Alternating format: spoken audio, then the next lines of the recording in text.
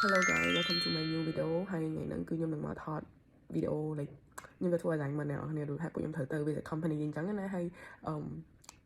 ទៅសួរសម្ភារតកែអីចឹងថាអូយរបៀបរៀងនេះដែរអ្នកនរគ្នាព្រោះថាអត់ដែររបៀបអត់ដែរសមលើកទី1ចឹងទៅរៀងដូចភ័យអ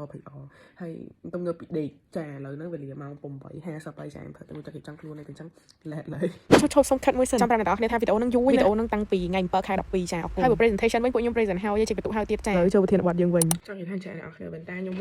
ស្កូតខ្លាំងមែនតើហ្មងណាខ្ញុំអត់មកឃើញអត់ទេបន្តាហ្នឹងគឺឥឡូវគឺមានជាការសភាពស្កូតខ្លាំងតែខ្ញុំខ្ជិលដូរខ្ញុំខ្ជិលដូរ for real ខ្ញុំនិយាយមែនមើលតានេះខ្ញុំខ្ជិលយកទៅដូរហ្នឹងនេះបែបចឹងព្រោះកថាប្រើបានចេះប្រើទៀតចាំគាត់ដូចថ្មីយកយកស្ទីលហើយលោក final look មែនឥឡូវហៀបចាយបានចេញទៅសិភៅទុកសម្រាប់ take note កាបូប lipstick lip gloss blush នេះបើសិនជាអ្នកទាំងអស់គ្នាចង់បានអាចតំណទៅកាន់កញ្ញានេះបានចា good នេះអ្នកនរមើលថ្ពខ្ញុំបានខ្ញុំដាក់ហ្នឹង yes good គាត់មកខ្ញុំ sponsor តែគាត់មកផែខ្ញុំទៅចាជួយមិត្តភ័ក្ដិគាត់ជួយខ្ញុំដែរតែណាជួយខ្ញុំជួយវិញហីតែណាជន់ខ្ញុំជន់វិញហីអត់មានថាកាត់ទុកទេ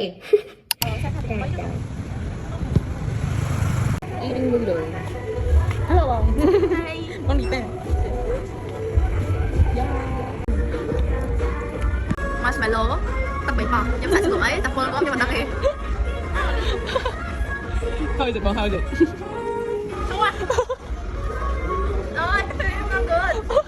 ហើយឥឡូវខ្ញុំបានមកដល់ផ្ទះវិញហើយប៉ុន្តែដោយសារតែត្រូវ move ទៅម៉ោង 2 វិញអ្នកនរគ្នាចា reschedule ទៅម៉ោង 2 វិញចាឡើយមកផ្ទះមកកាត់សម្បុកសិនហើយកាត់ទៀតម៉ោង 1 កន្លះខ្ញុំជិះទៅម្ដងទៀតយ៉ា